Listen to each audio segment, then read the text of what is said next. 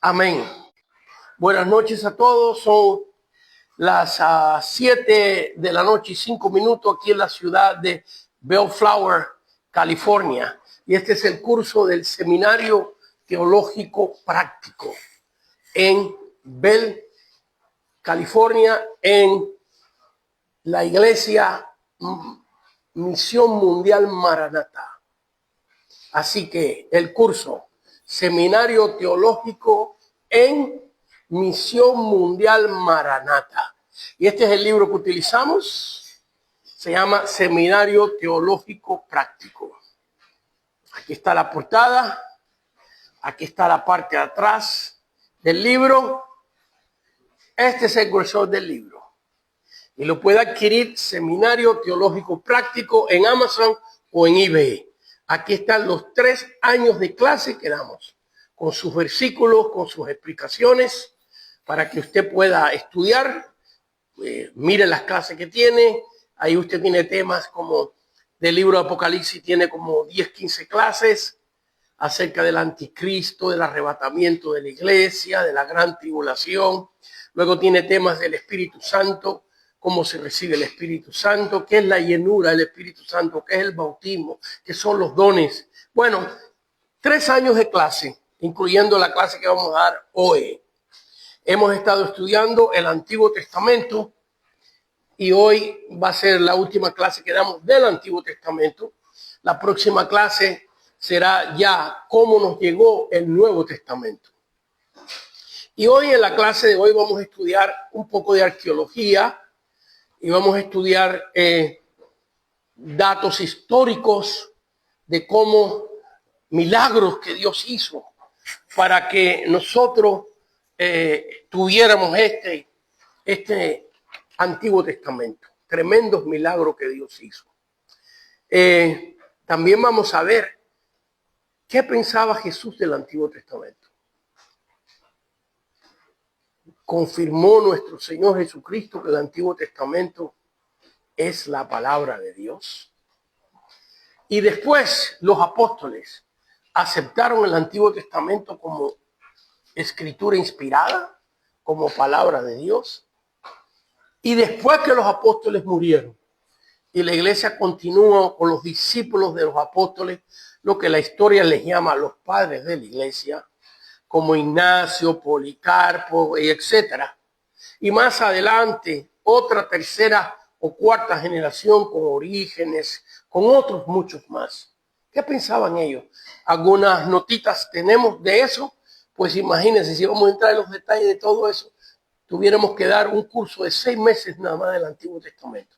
Así que nos concentramos en la esencia, en lo principal. Así que ustedes estamos en la página 159 del libro. Así que todos estos datos lo tienen en el libro y mucho más. Así que vamos a empezar hoy en la página 159 y vamos a tomar un dato histórico importantísimo de cómo se conservó el Antiguo Testamento. Si ustedes están en la página 59, los estudiantes que tienen el libro, los que nos están viendo también, muchas personas que han adquirido el libro, la página 59 empieza con pruebas históricas. Pruebas históricas. Y aquí nos vamos al libro de la iglesia, la historia eclesiástica de Eusebio de Cesarea. ¿Cuándo se escribió esta historia? Que es la primera historia cristiana que tenemos. Primer registro de historia cristiana que tenemos por Eusebio de Cesarea en el año 325. Y Eusebio de Cesarea cita, va más atrás, él escribe el año 335 de la era cristiana, después de Cristo. Pero se regresa a los años 70, 75 y cita al historiador judío Josefo. Flavio Josefo es citado por Eusebio de Cesarea, que Josefo escribe en el año 70, después de la destrucción del templo, quizás en el año 75 de la era cristiana. Así que vemos que del año 75 al año 325 pasaron muchísimos años, y Eusebio, cuando quiera hablar del Antiguo Testamento, va a buscar una fuente aceptada por el pueblo de Israel, porque Eusebio está hablando del Antiguo Testamento y no quiere dar su opinión, sino que se dedica primeramente a buscar a esas fuentes creíbles, a esas fuentes respetadas, y se va a uno de los historiadores más respetados que hay, Josefo. Josefo tiene 2 libros, yo los he leído los 2. No mucha gente le gusta leerlos, pero es un historiador básico para ministros, para pastores y personas que quieran prepararse bien en la historia y en la palabra del Señor. Josefo tiene un libro llamado las antigüedades de los judíos. Las antigüedades de los judíos. Y luego tiene otro libro escrito, La guerra de los judíos. Y muchos pastores y ministros leen estos libros, yo los he leído, y son interesantísimos. En La guerra de los judíos, Josefo te describe la conquista del Imperio Romano por la ciudad de Jerusalén. Y luego, aparte de describirnos eso, nos narra también la destrucción de Jerusalén. Cómo Tito viene y derrumba las murallas, cómo la gente que está dentro de la ciudad peleando contra los romanos son asediados por el pueblo romano y hasta hacen cosas horribles por el hambre que están pasando, comiéndose la cabeza de un asno, comiéndose excremento de palomas, y algunas personas cometieron canibalismo, se comieron a otras personas. Es horrible las cosas que puede hacer un ser humano cuando está en una desesperación. Es horrible. Las cosas que uno pensamos que nunca llegaríamos, nunca pensamos que lo haríamos, créame, nos sorprendemos de lo que ya otros han hecho. Así que empezamos a leer la nota que tenemos aquí. Y aquí básicamente, para que entiendan, nos estamos remontando lo que Josefo está contando que Eusebio escribe. Se remonta al año 325, 330 antes de Cristo. Así que fíjense, Josefo escribe en el año 70 y está escribiendo algo que sucedió 325, 330 antes de Cristo en Egipto. Y esto es clave para entender cómo Dios quiso que se propagara su palabra en otros idiomas. Muy interesante esta nota, la vamos a leer. Muy bien, ahí usted tiene la nota de dónde saqué esta nota. En la página 159 dice: Eusebio, Historia Eclesiástica, libro 5, página 8. Eusebio una vez más cita a Josefo, historiador judío. Y esto es lo que Josefo escribió. Poco después añade: porque antes que los romanos tuvieran el poder y cuando todavía los macedonios tenían sometida a Asia, Ptolomeo, hijo de Lagos. ¿Quién era Ptolomeo? A ver, una pausa aquí. Ptolomeo era un gobernador en Egipto, macedonio, griego.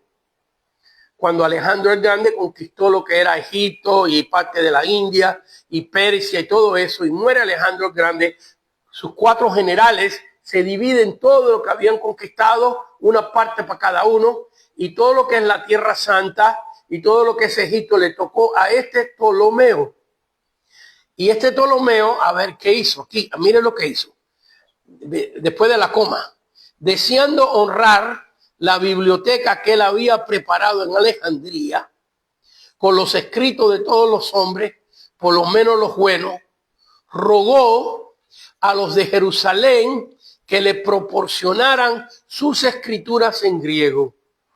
Ellos, sometidos entonces por los macedonios, enviaron a Ptolomeo los 70 ancianos más experimentados entre ellos en las escrituras y en los dos idiomas o en las dos lenguas. Dios estaba actuando según su propio deseo.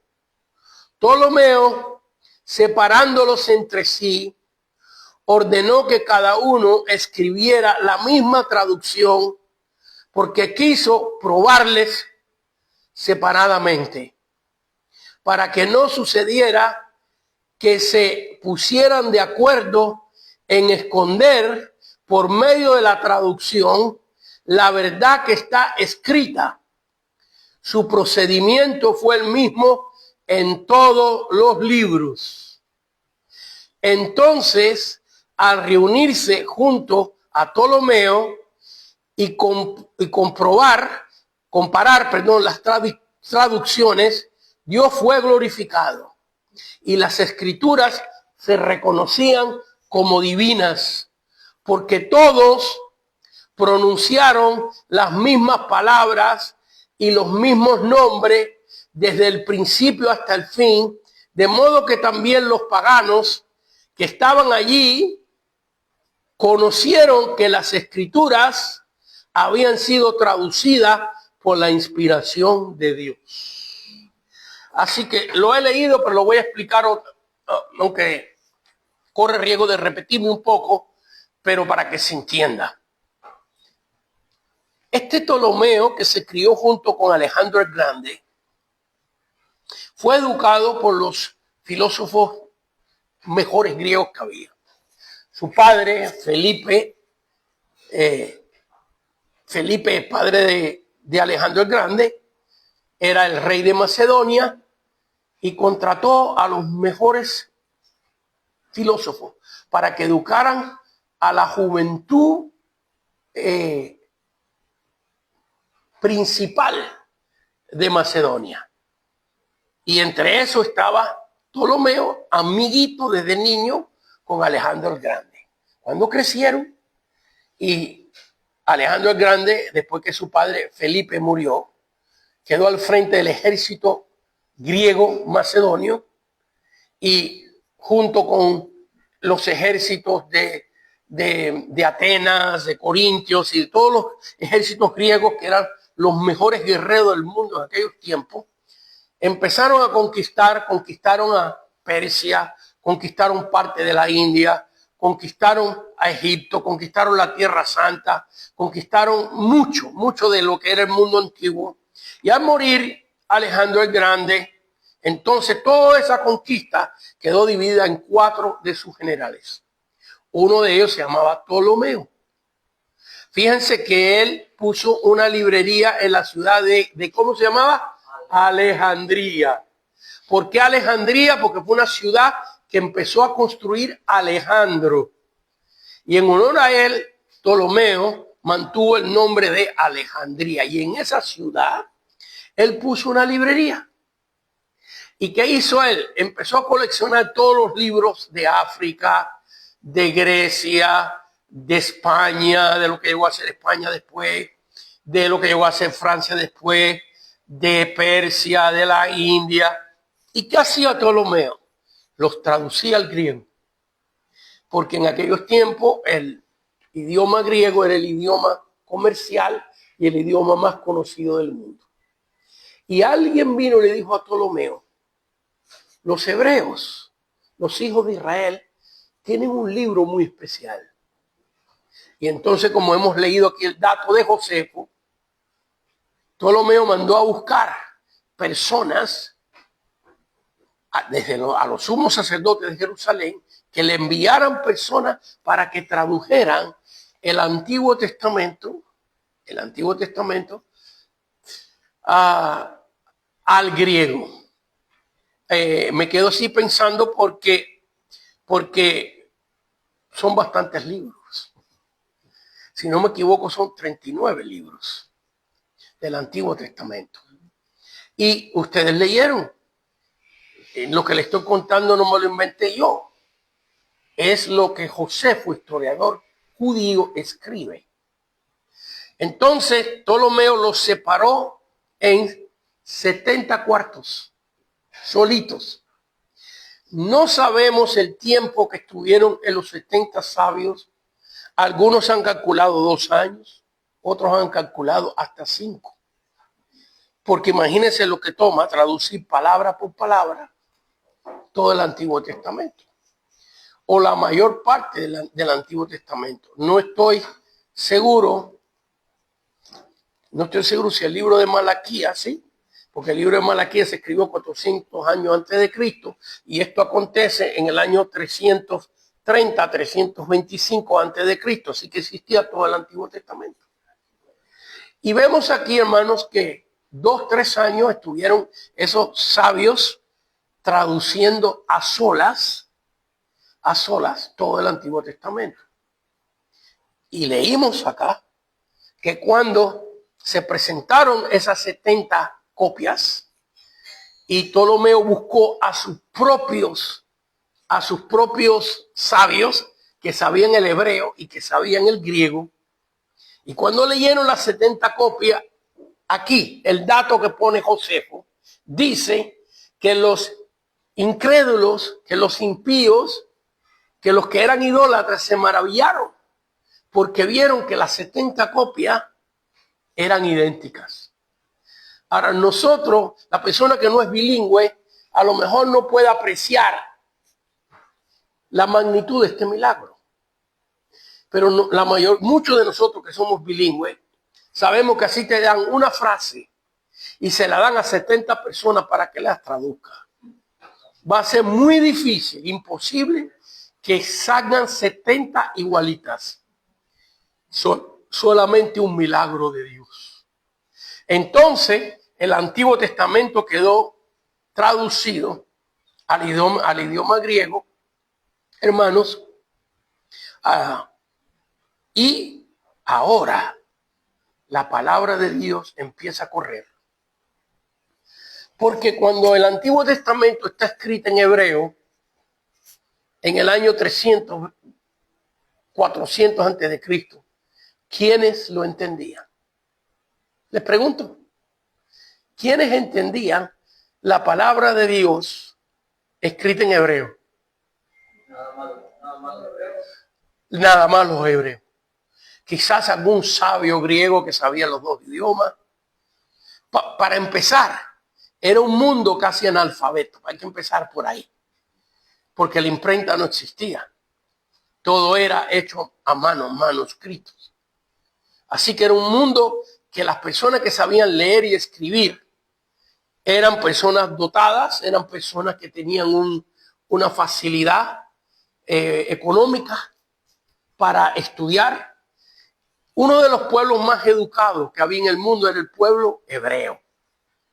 ¿Por qué? Porque para leer las escrituras hay que saber y escribir, leer y escribir. Y desde niñito en el pueblo hebreo se alfabetizaba, se le enseñaba a los niños a leer y escribir. Así que era raro encontrarse una persona en el pueblo hebreo que no supiera leer. Pero ese no era el caso de Persia, ni era el caso ni el mismo caso de Grecia.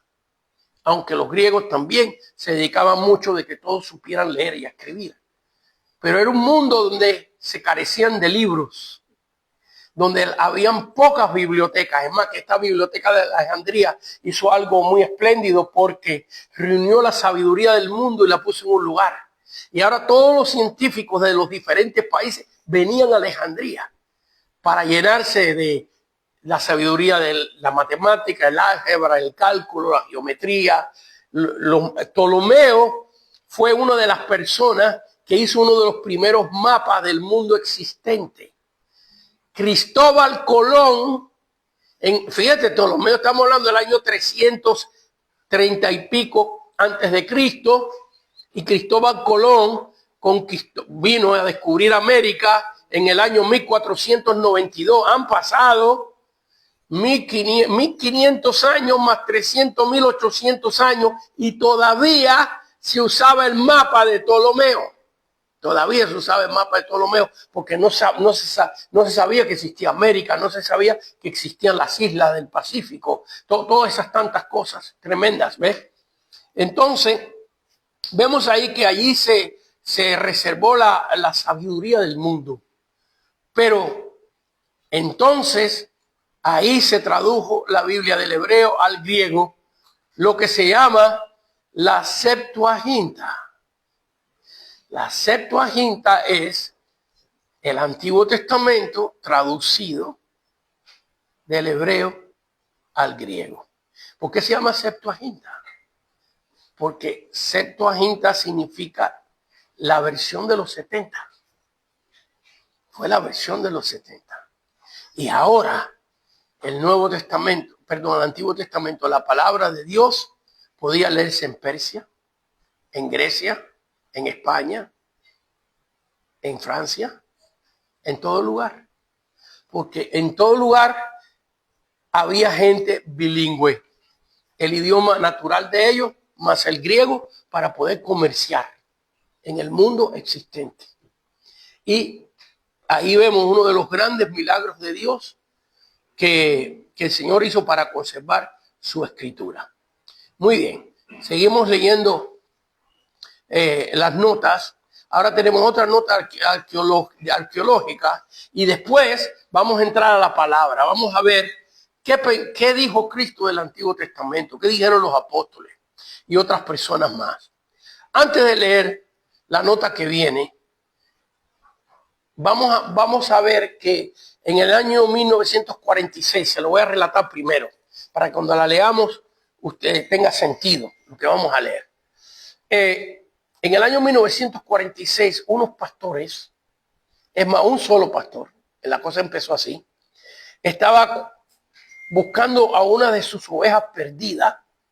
Este pastor estaba en lo que es el sur de la tierra de Israel, que es el desierto del Negev, que es un lugar desierto, árido, lleno de montañas con cuevas.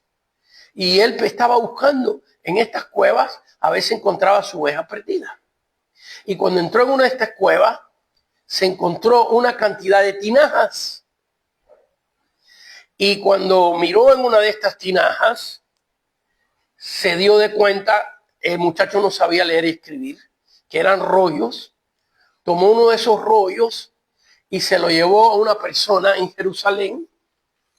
Y esta persona en Jerusalén, que era una persona que colectaba cosas antiguas, se dio de cuenta que estaba leyendo el libro de Isaías.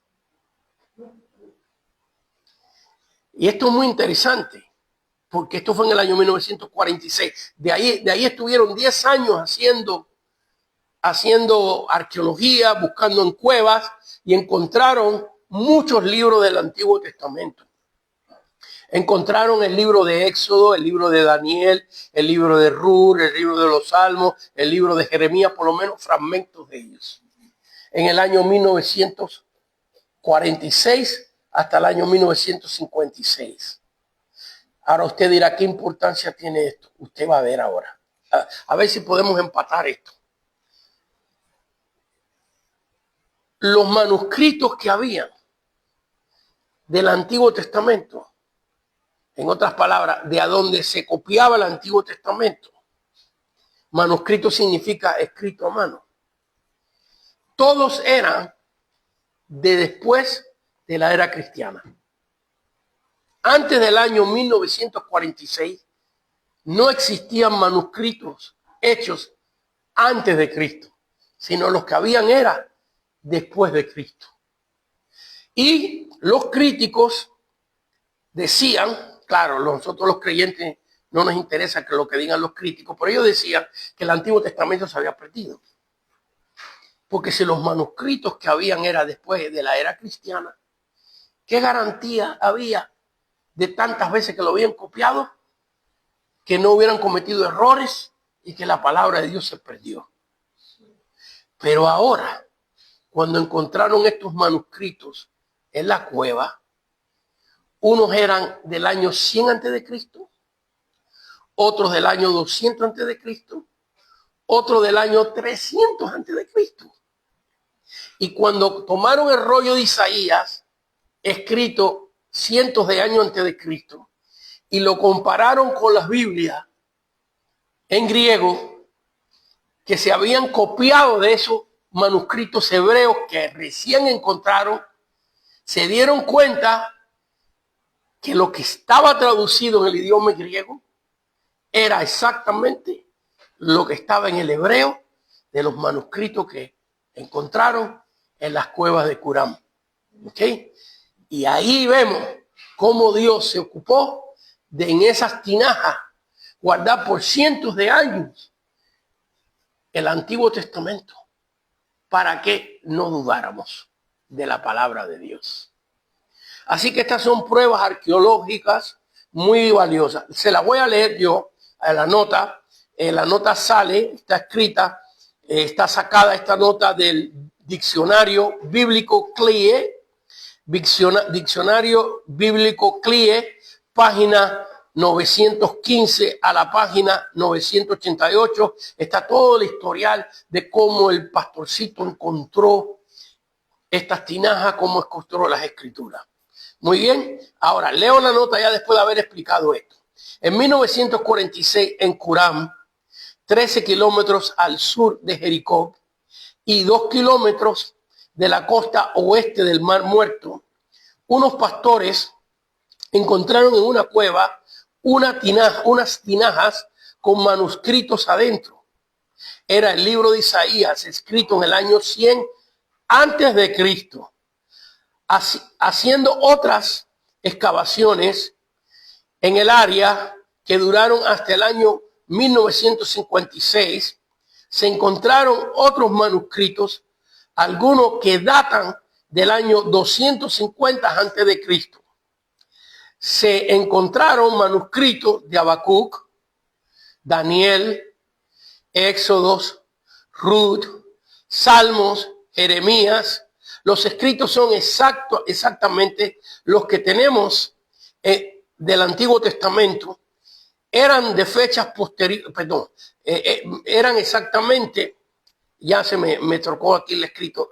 Los escritos son exactamente los que tenemos en el Antiguo Testamento. Muy bien, punto.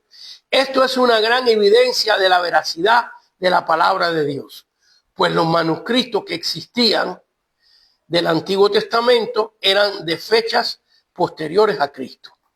Algunos críticos afirmaban que el Antiguo Testamento había perdido su veracidad después de la época de Cristo, por haber sido copiados tantas veces. Así vemos que al descubrir manuscritos que algunos datan del año 250 antes de Cristo y otros del año 100 antes de Cristo, comprobamos así que la palabra no ha cambiado. Dios se ha encargado de cuidarlas. Datos sacados del nuevo diccionario de CLIE, página 915 a la página 988. ¿Qué les parece, hermano?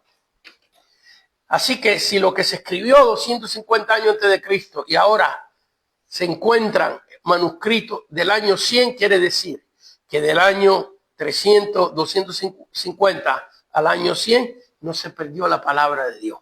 Pero como lo encontraron en el año 1956, al leer las Biblias en el año 1956 y ver que lo que está en nuestras Biblias, en la Biblia hebrea, en la Biblia griega, en la Biblia traducida, es lo mismo que están en estos manuscritos. Quiere decir que Dios ha cuidado su palabra a través de los siglos y los siglos. Démosle un aplauso al Señor.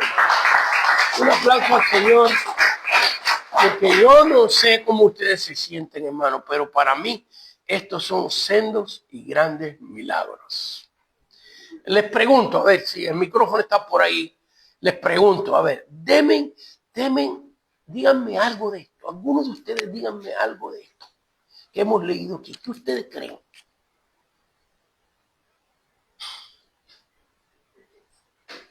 A ver, hermano. Yo tengo una pregunta. ¿Todavía existe la Yo tengo una pregunta. ¿Todavía existe, cómo se llama, la librería de Alejandría? No, la librería de Alejandría tristemente fue destruida, fue quemada y se desapareció. Pero antes de destruirla, tomaron muchos de los libros que habían escrito y los llevaron a diferentes países y se conservaron. Gracias a Dios. ¿Alguien más, por favor? ¿Alguien que opine? A ver, de lo que hemos leído. A ver, ¿cree usted que es un milagro, es una tontería, Sí. que es falso? ¿Qué usted cree de esto? Creo que Dios es grande porque igual como cuando Babilonia invadió y derrumbó el templo y lo quemó, se encargó Dios de preservar de una manera u otra las escrituras. Igualmente con este templo, cuando Roma lo quemó, igual se encargó de preservar las escrituras hasta en una cueva. Amén. Amén. Y consideren que muchos imperios que habían perseguían al pueblo de Israel, quemaban las escrituras. Recuérdense que cuando el templo de Jerusalén fue quemado, los que lo quemaron eran idólatras, que odiaban al pueblo de Israel, que querían destruir. Es más, que Jerusalén quedó destruida y el imperio romano hasta le cambió el nombre. Le cambió el nombre, sacaron a todos los judíos, todo el pueblo de Israel fue llevado, muchos fueron llevados esclavos a Roma, otros fueron sacrificados a las fieras en los foros romanos, otros fueron distribuidos por todas partes del mundo y el pueblo de Israel estuvo fuera de su patria desde el año 70 hasta el año 1948, si no me equivoco. Se me olvida la fecha, es 48, 49. ¿Es 48? 1948. ¿Cuántos años hay desde el año 70 hasta el año 1948?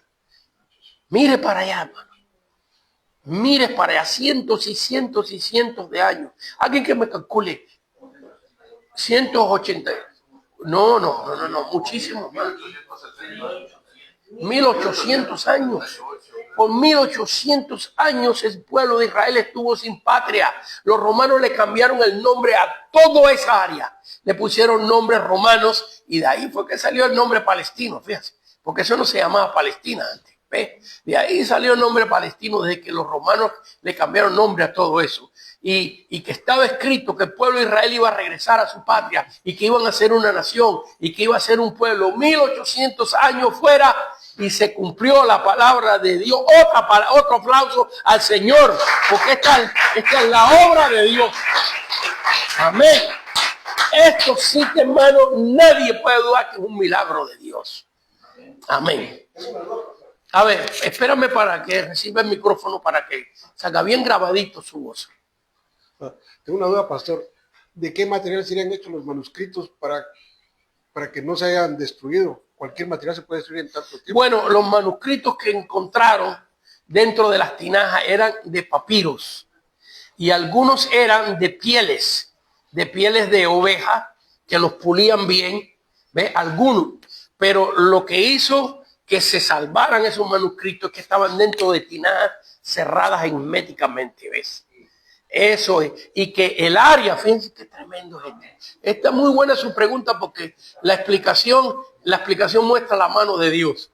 No solamente en conservarla, sino en que Dios se esmeró en que el lugar que se conservara, porque se conservó en un desierto que es seco, para evitar que la humedad destruyera a esos manuscritos. Y muchos de ellos son bien frágiles. Es más, que muchos de esos manuscritos están en el museo. Si quieren en Google pueden buscar la información. En el museo hebreo que está en Jerusalén. Y algunos son pedacitos. Otros son el rollo, pero que le falta un pedazo. ¿Ves?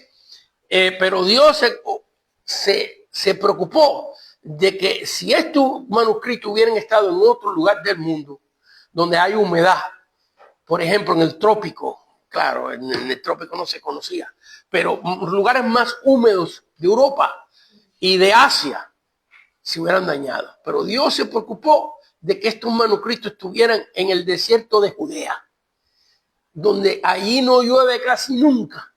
No, sí llueve, pero muy raro. Y luego dentro de una cueva, y luego dentro de unas tinajas cerradas herméticamente. Vaya, porque las personas que hicieron esto también fueron guiados por Dios para asegurarse de que estos rollos sobrevivieran para futuras generaciones. Así que en todos estos pasos está la mano de Dios cuidando, preservando las escrituras.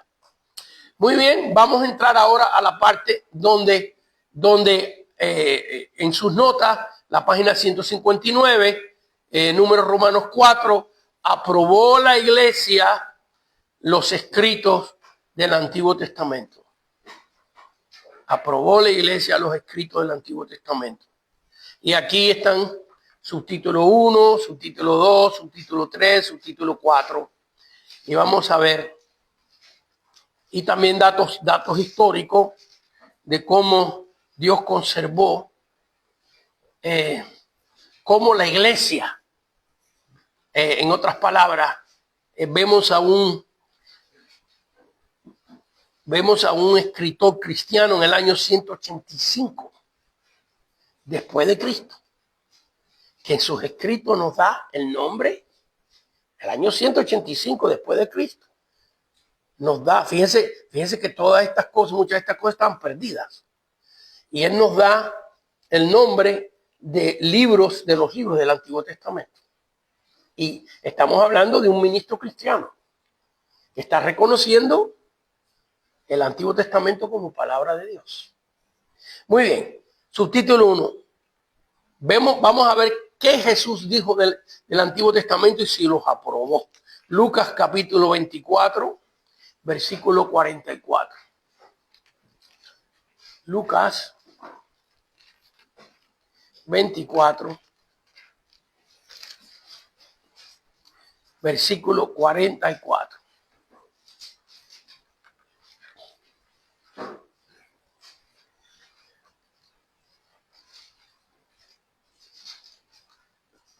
Y entonces en versículo 43 dice, y él tomó y comió delante de ellos y les dijo, este es Cristo resucitado. Estas son las palabras que os hablé, estando aún con vosotros, que era necesario que se cumpliese todo, ¿cuánto? Todo lo que está escrito de mí. ¿En dónde dice? En la ley de Moisés y en los profetas y en los salmos. Así que vemos aquí que Cristo está reconociendo la Torá, la ley, está reconociendo los profetas, está reconociendo los salmos como palabra de Dios, está reconociendo el Antiguo Testamento. Cristo reconoció el Antiguo Testamento como palabra de Dios. Muy bien, ¿qué otro versículo bíblico podemos leer? Vamos a Marcos 12. Marcos 12.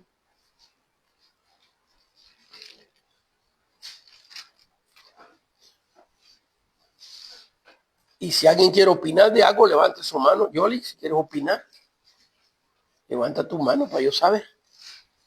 Muy bien. En Marcos capítulo 12, versículo 26. Estamos bajo la idea, ¿quiénes aprobaron? Fue la iglesia aprobó el Antiguo Testamento. No estamos hablando del Nuevo, ya las próximas clases entraremos al Nuevo Testamento. Estamos hoy hablando del Antiguo Testamento y vamos a ver que Cristo, el mismo Hijo de Dios, el mismo Logos, la pura acción de Dios encarnada, decía de las Escrituras del Antiguo Testamento. Marcos 12, 26. Pero respecto a que los muertos resucitan, ¿no habéis leído en el libro de Moisés cómo le habló Dios en la zarza diciendo, yo soy el Dios de Abraham, el Dios de Isaac y el Dios de Jacob. Así que aquí hay varias cosas. Aquí no solamente Jesús está aceptando el libro de Génesis y el libro de Éxodos, porque vemos aquí que también Jesús está aprobando una doctrina. A veces ustedes la agarran. Los fariseos están cuestionando a Jesús de algo doctrinal. A ver, ¿cuál es la doctrina que Jesús aquí verifica y aprueba? A ver, vamos a leerlo. Está correcto, pero vamos a leerlo. Pero respecto a que los muertos resucitan, ¿no habéis leído en el libro de Moisés como le habló Dios en la zarza diciendo: yo soy el Dios de Abraham, el Dios de Isaac y el Dios de Jacob? Y el versículo 27 dice: Dios no es Dios de muertos, sino Dios de vivos. Así que vosotros mucho erráis, porque los que estaban cuestionando a Jesús eran los saduceos. Los fariseos creían en la resurrección. Los saduceos no creían que había ángeles, no creían que había resurrección. Creían solamente que hubo profetas y que hay un libro que es la palabra de Dios y que es la ley. Y Jesús le está mostrando, ¿qué doctrina? Otra vez, la doctrina de la resurrección. Y Jesús le está diciendo, esto no es algo nuevo, esto está escrito en la palabra de Dios. Y está mencionando a Moisés y está mencionando la zarza que está en el libro de Éxodo capítulo 3. Está aprobando el Antiguo Testamento y citando el Antiguo Testamento. Nos vamos a otro pasaje bíblico en relación a Jesús, al libro de Lucas. Anótelo porque no lo tienen ustedes anotado. Lucas capítulo 4, versículo del 17 al 21. Lucas 4, del 17 al 21. Y vamos a ver. Vamos a leer desde el versículo 16. Y anótenlo, está ahí en sus notas. Lucas 4, del 17 al 21.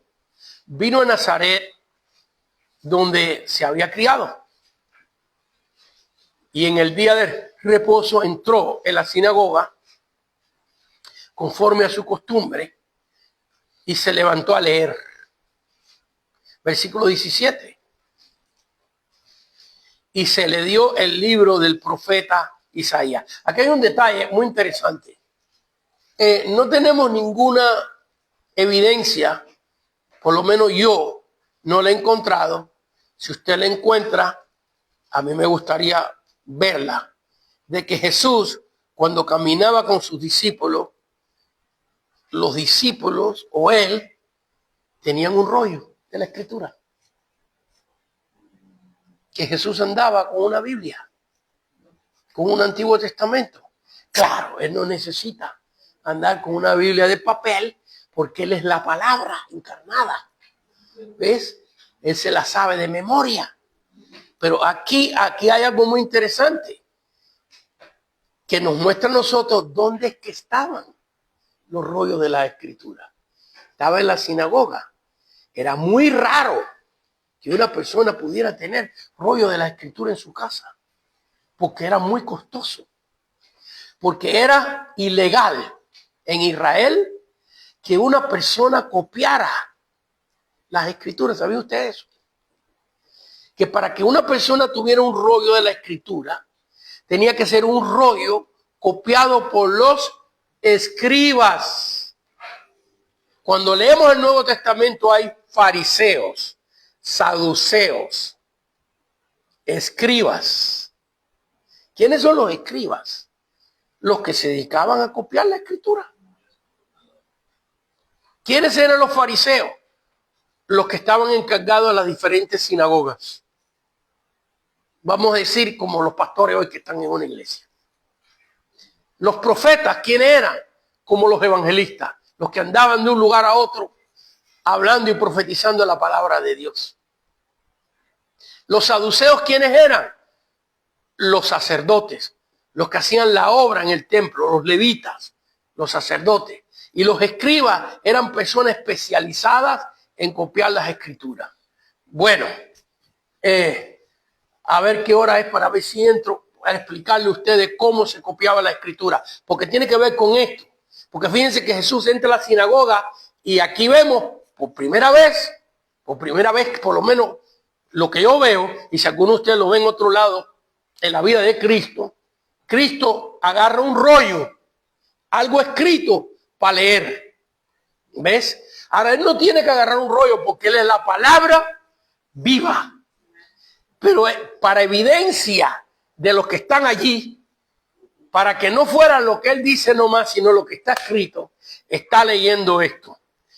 ¿Verdad? Bueno, después le explico lo de los escribas. Vamos a mantenernos en el tema ahorita. Y dice, y se le dio, versículo 17, y se le dio el libro del profeta. Así que mire, aquí hay algo que tiene que ver cuando estudiamos a Josefo, cuando estudiamos libros de la cultura hebrea, se entiende, uno empieza a entender ciertas cosas. Por ejemplo, me viene a la mente lo que estudié acerca de cómo era el culto o el servicio o la reunión en la sinagoga. ¿Cómo era?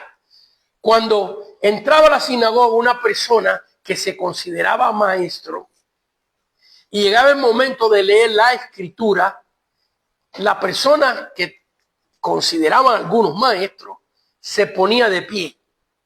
Y al ponerse de pie, la persona encargada de la sinagoga entendía que esa persona iba a leer la escritura. ¿Lo ven aquí? Mira, leamos el versículo 16. Vino a Nazaret donde se había criado. Y en el día de reposo entró en la sinagoga conforme a su costumbre y se levantó a leer. ¿Ves? ¿Se levantó para qué? Para leer. Se paraba, pero allí no había rollo por todos lados, sino que los encargados de la sinagoga, en un recipiente muy especial y muy sagrado, tenían el rollo que había sido certificado en el templo. Esto no es un rollo que Pancracio escribió, que Dorotea copió. No, eso no tenía validez. ¿Ves? La persona que tenía un rollo tenía que tener el sello de que ese rollo fue copiado por los escribas del templo. Esto se convirtió en un negocio, por supuesto, pero el propósito de esto era que la gente no cometiera un error en copiar la escritura y ahora la gente estuviera leyendo algo que no es palabra de Dios. Entonces, el eunuco que venía leyendo el libro de Isaías lo compró en el templo porque dice que había venido a Jerusalén a adorar. Entonces, era un funcionario de la reina de Candace. Vaya, que se lo voy a decir aquí en estilo mexicano, tenía feria. Tenía dinero. Entonces, leemos aquí, versículo 17, y se le dio el libro del profeta Isaías, y habiendo abierto el libro, halló el lugar donde estaba escrito: el Espíritu del Señor está sobre mí, por cuanto me ha ungido para dar buenas nuevas a los pobres. Me ha enviado a sanar a los quebrantados de corazón, a propagar libertad a los cautivos, vista a los ciegos y a poner en libertad a los oprimidos, a predicar el año agradable del Señor. Y enrollando el libro lo dio al ministro. ¿Ves? El ministro se lo entregó a él y él se lo entregó al ministro. Y se sentó y los ojos de todos en la sinagoga estaban fijos en él. Y comenzó a decirles: hoy se ha cumplido esta escritura delante de vosotros. En otras palabras, la única persona que podía abrir los ojos a los ciegos, darle libertad al alma de la persona, sería el Mesías, el Hijo de Dios. Y por eso él dijo: hoy se ha cumplido esto delante de vosotros. A ver si buscamos ese micrófono. ¿Ven? Señor, mándanos el micrófono, mándanos el micrófono.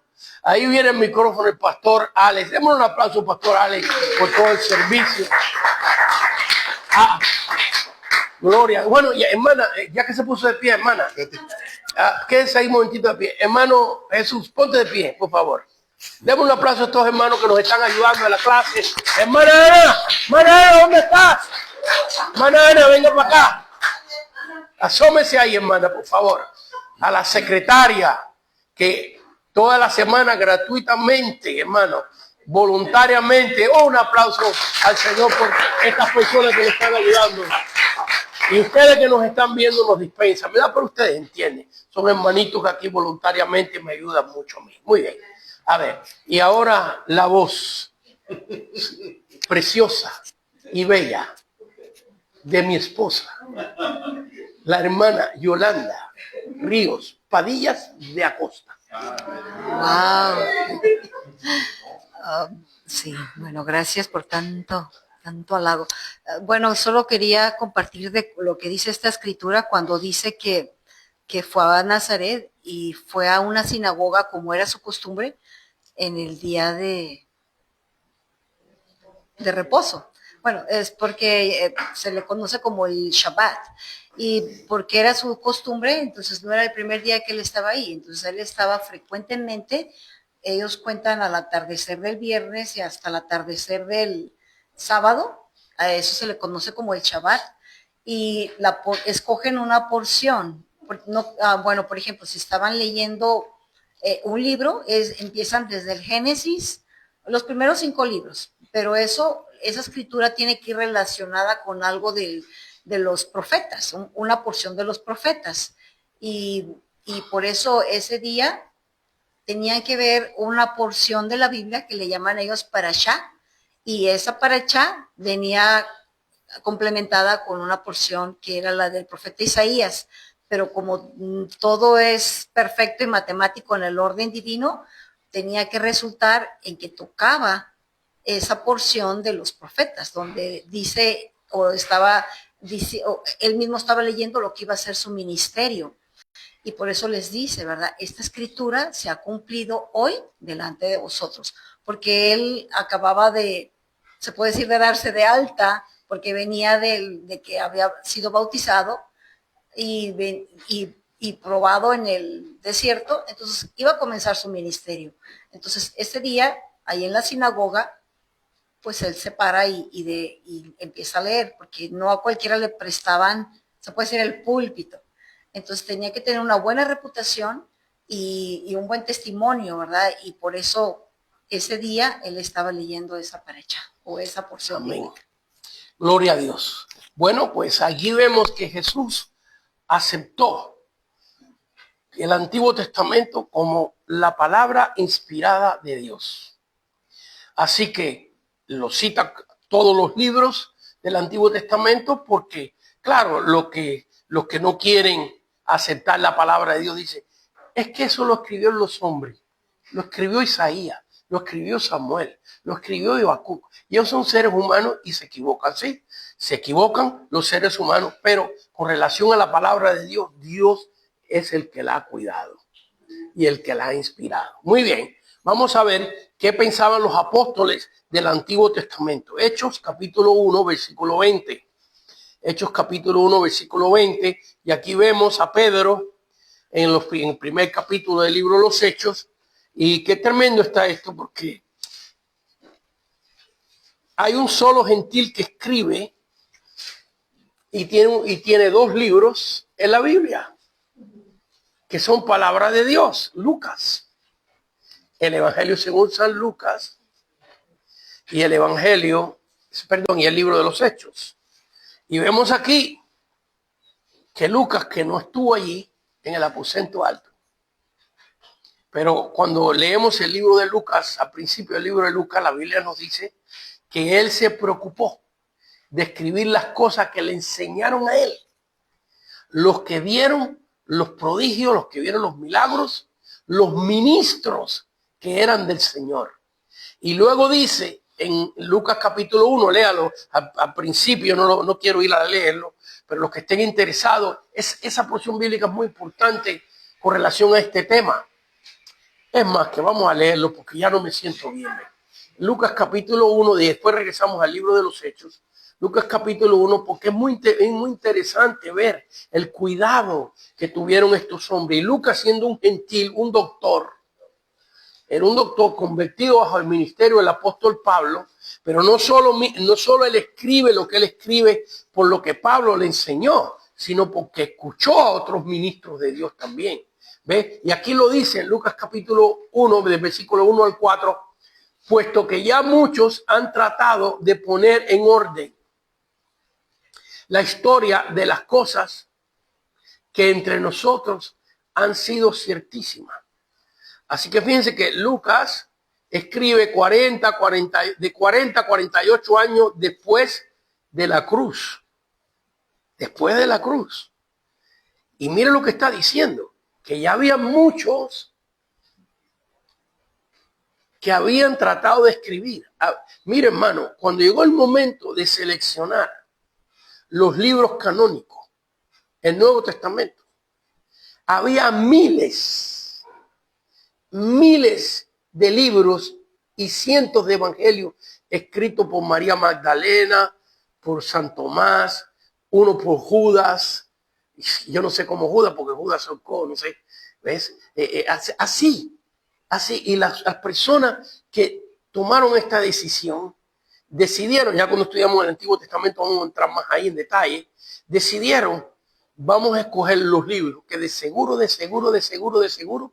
escribieron los apóstoles o los autorizados por los apóstoles. Y escogieron a Mateo, Marcos, Lucas y Juan y los libros que tenemos aquí. Pero ya cuando estudiamos el Nuevo Testamento vamos a entrar en qué detalle, los milagros que Dios hizo para salvar esta escritura. Y miren lo que Lucas nos dice. Puesto que ya muchos han tratado de poner en orden la historia de las cosas que entre nosotros han sido ciertísimas. No ciertas, sino ciertísimas. Fíjense la estrategia del diablo. Como el diablo vio que la palabra de Dios no se iba a poder, no la podían destruir. Porque él trató de destruir la palabra de Dios en el Antiguo Testamento y no pudo, como hemos estado estudiando. Y como el diablo vio que aún el Nuevo Testamento no lo iba a poder destruir, ¿qué hace Satanás? Pues ahoga la palabra de Dios. ¿Cómo la ahoga? Haciendo que miles y miles escriban. Que se llenen de escrituras falsas para que ya después no se sepa cuál es la real, cuál es la verdadera. Pero claro, el menso de Satanás se le olvida que el Señor es el Dios Todopoderoso. Dios Todopoderoso. Sigo leyendo aquí. Versículo 2, tal como nos lo enseñaron los que desde el principio lo vieron con sus ojos. Así que Lucas está diciendo, lo que yo estoy escribiendo, me lo enseñaron a mí, lo que lo vieron con sus ojos. Yo no estoy escribiendo lo que lo vieron con sus ojos, se lo dijeron a otro, y se lo dijeron a otro, y se lo dijeron a otro, y a otro, y a otro, y una quinta generación me lo dijeron a mí, y yo lo estoy escribiendo. No.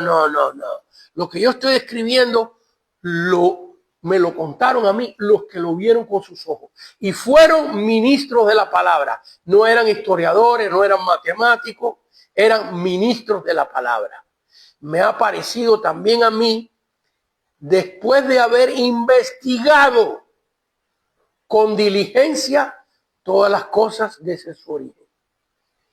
Así que vemos aquí, ahora regresemos a donde estamos en el libro de los Hechos capítulo 1. Vemos aquí el cuidado que Dios ha tenido de conservar esta palabra para que nos llegara a nuestros tiempos.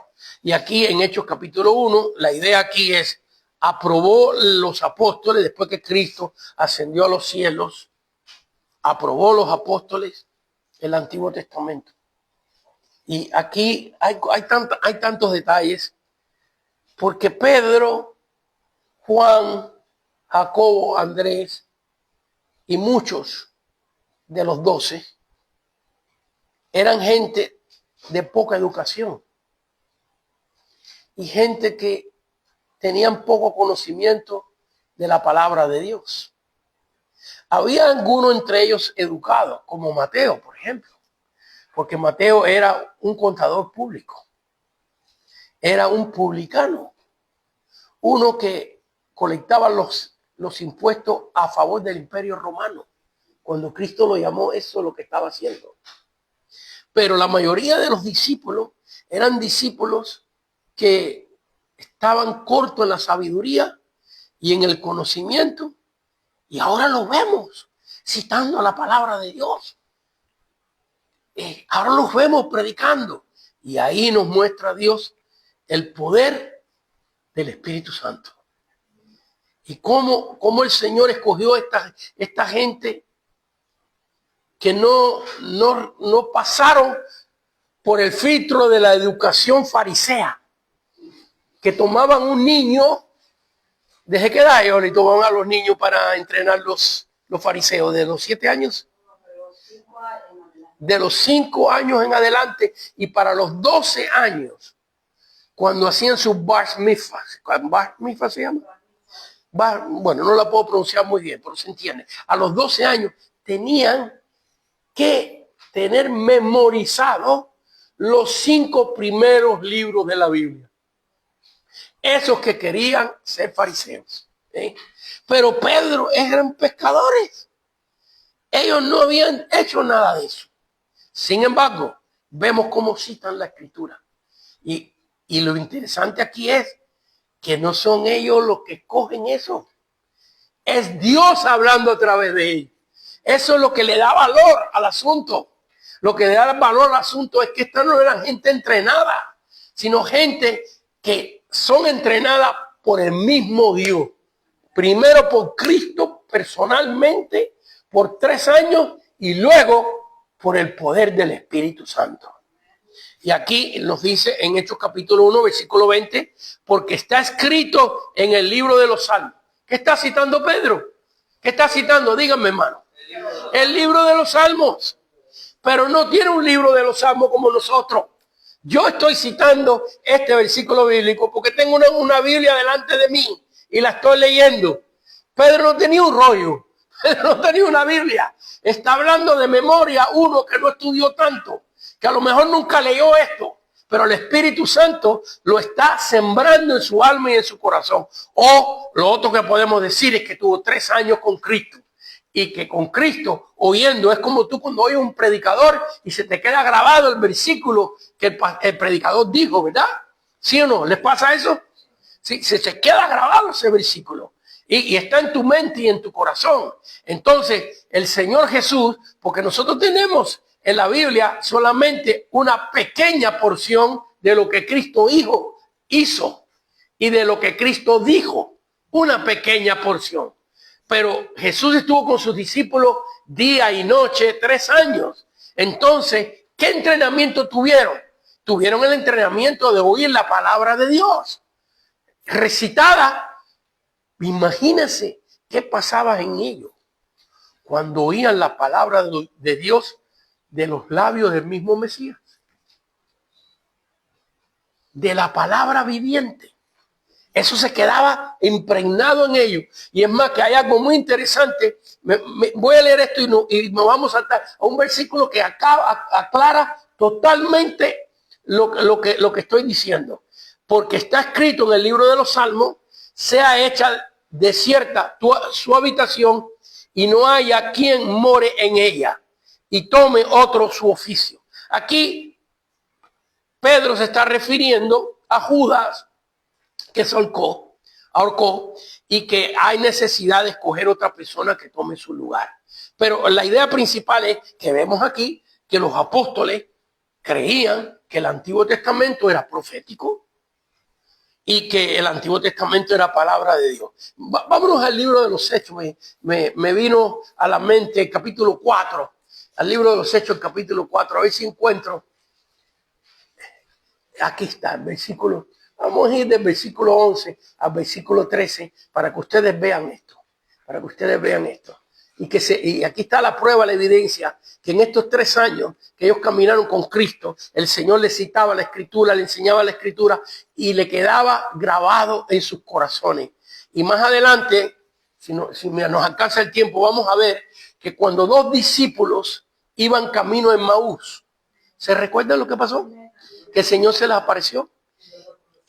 Y no lo conocían, pero le empezó a hablar de las Escrituras desde Moisés en adelante hablando de la resurrección, hablando como el Mesías tenía que morir a través de toda la Biblia. ¿Y qué decían ellos? ¿Qué decían? ¿Se recuerdan lo que dijeron? Sí, cómo ardía nuestro corazón cuando nos abría las Escrituras. Así que esto era lo que le pasaba a los discípulos en 3 años, estando en el Instituto Bíblico de Jesucristo. Por ahí muchas personas dicen, no hace falta ir al instituto, tú agarras la Biblia, tú puedes leer. ¿En qué? Y dicen esto, ¿en qué instituto bíblico estuvieron los apóstoles? En el mejor del mundo. 3 años, 24 horas al día. Mira, los que vamos al instituto bíblico, vamos 2 o 3 veces a la semana, los que más vamos, o fuimos, ¿ves? Y están 2 horas ahí y para la casa. No, los apóstoles estuvieron 3 años durmiendo con Cristo, caminando con Cristo, comiendo con Cristo. ¿Cuántas horas de entrenamiento tuvieron? ¿Ustedes creen, hermanos, que lo único que tenemos escrito en la Biblia, eso ocupa 3 años? No. ¿Cuántas cosas pasaron en esos 3 años que no están escritas ahí? Pero lo que sí sabemos es que le enseñaron la palabra de Dios. Y mire, aquí lo vemos. Aquí vemos a Pedro citando la Escritura, ¿verdad? El versículo 10 en adelante. Sea notorio. Este es Pedro hablándole a los maestros de la ley, a los fariseos. Sea notorio a todos vosotros, todo el pueblo de Israel, que en el nombre de Jesucristo de Nazaret, a quien vosotros crucificaste y a quien Dios resucitó de entre los muertos, por él este hombre está en vuestra presencia sano.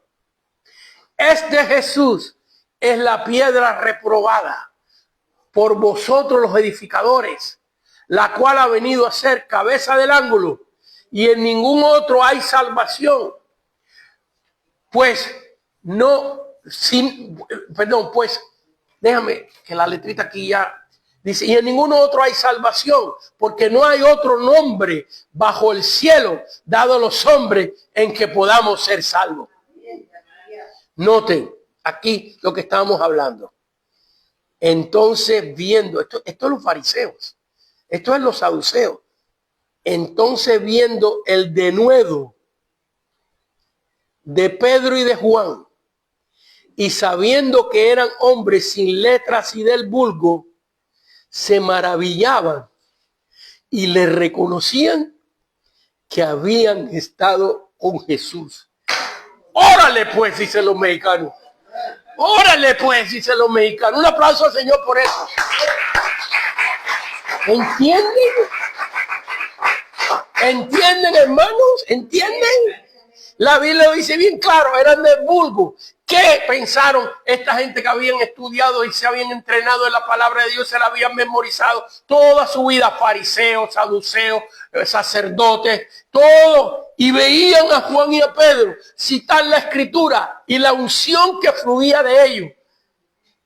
¿Y qué dicen? Estos son del vulgo. Lo que ellos están diciendo es imposible que ellos lo han aprendido. ¿De quién lo aprendieron?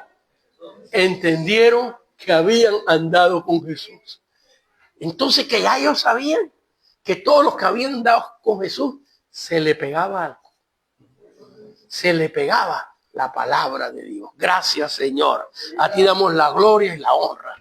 Bendito sea el Señor. Muy bien, nos vamos a ver, ¿qué vamos a leer? Porque tengo bastantes versículos bíblicos, nos quedan 15 minutitos. Vamos a leer Hechos capítulo 17. Hechos capítulo 17. Está en sus notas, versículos 10 y 11. Y después vamos a leer un pasaje bíblico más y terminamos. Hechos capítulo 17, versículos 10 y 11. Y la idea aquí es, los apóstoles aceptaron el Antiguo Testamento como palabra de Dios. Claro, nosotros los que están aquí en este salón de clases, supone que todos sean cristianos, que todos se hayan entregado al Señor. Nosotros sabemos que los apóstoles aceptaron el Antiguo Testamento. Pero, ¿para qué es esta clase? Para probarlo y para que usted lo pueda enseñar a una persona que necesite esta información en el nombre del Señor.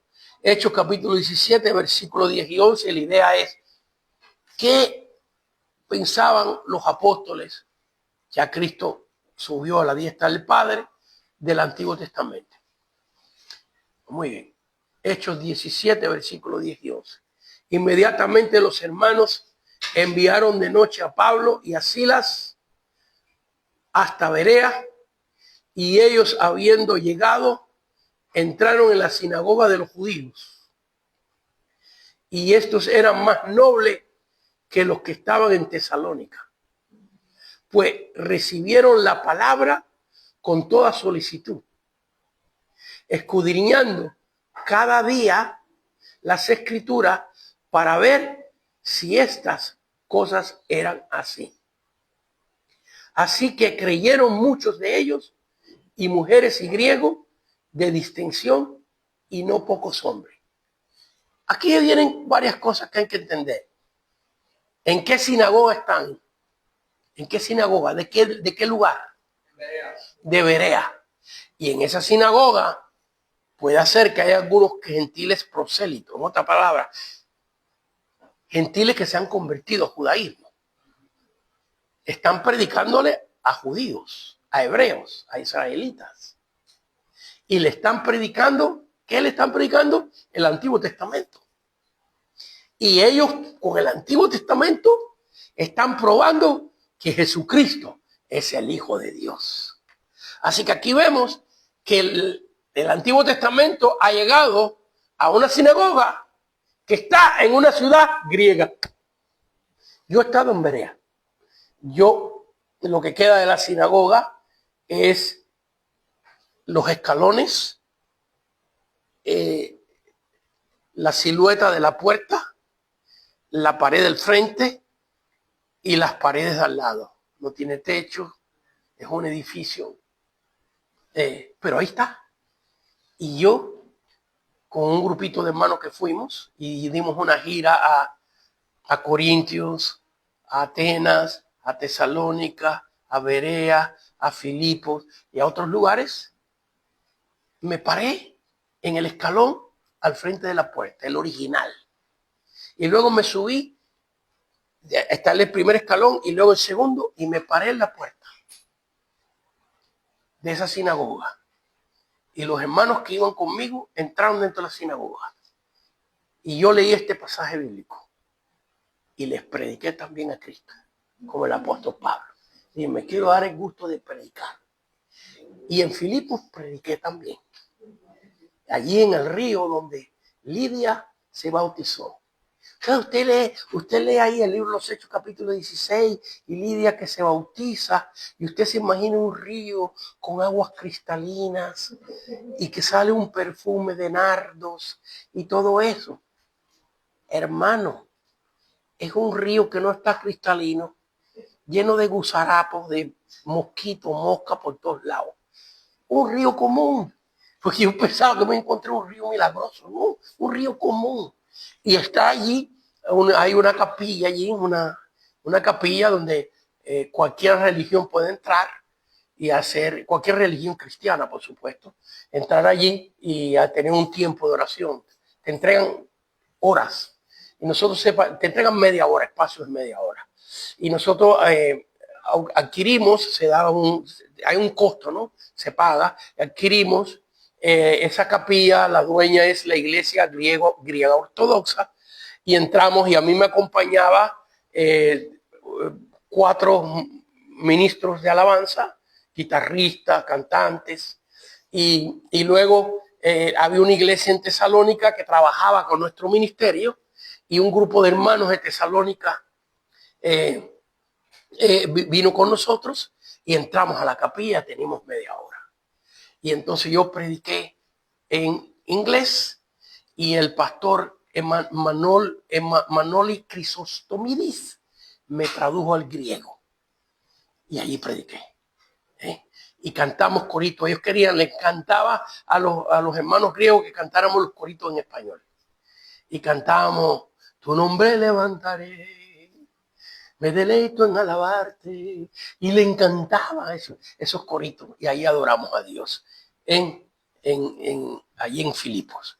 Aquí vemos que ya el Antiguo Testamento había llegado en el idioma griego, porque los israelitas que estaban allí no solamente leían en hebreo, eran israelitas nacidos en Grecia, nacidos en países gentiles, y muchos de ellos, como nuestros hijos, preferían el idioma griego también. Y así que vemos que en esta sinagoga se leía en hebreo y también se leía la Septuaginta, lo que hemos leído nosotros en griego. Gloria al Señor. Démosle un aplauso, Señor. 10 minutos. Vamos a leer un solo pasaje bíblico nada más, Lucas capítulo 24, y con esto terminamos. Lucas capítulo 24, versículo del 44 al 47. Un pasaje que tiene que ver mucho con lo que estamos estudiando hoy, el Antiguo Testamento. Lucas 24, del 44 al 47, no lo tienes en sus notas, así que si lo quieren anotar. Lucas 24, del 44 al 47. Aquí vemos a Jesús enseñando a sus discípulos y les dice, estas son las palabras que os hablé estando aún con vosotros, que era necesario que se cumpliese todo lo que está escrito de mí en la ley de Moisés, en los profetas y en los salmos. Entonces les abrió el entendimiento para que comprendiese las escrituras. Y les dijo, así está escrito y así fue necesario que el Cristo padeciese y resucitase de los muertos al tercer día, y que se predicase en su nombre el arrepentimiento y el perdón de pecados en todas las naciones, comenzando desde Jerusalén, y vosotros sois testigos de estas cosas. Amén. Así que aquí vemos, hermanos míos, la evidencia de cómo el Antiguo Testamento llegó hasta los tiempos de Cristo. Cristo lo citó, los apóstoles lo citaron, y no solamente los apóstoles, también los discípulos de los apóstoles, y esa parte se la dejo para que ustedes la estudien, los tienen en sus notas, pero hemos llegado al final de estas 5 clases de cómo nos llegó la Biblia y cómo nos llegó el Antiguo Testamento. Así que vamos a, en las próximas clases, tomar 5 clases acerca de cómo se formó el Nuevo Testamento. Un aplauso al Señor, hermano.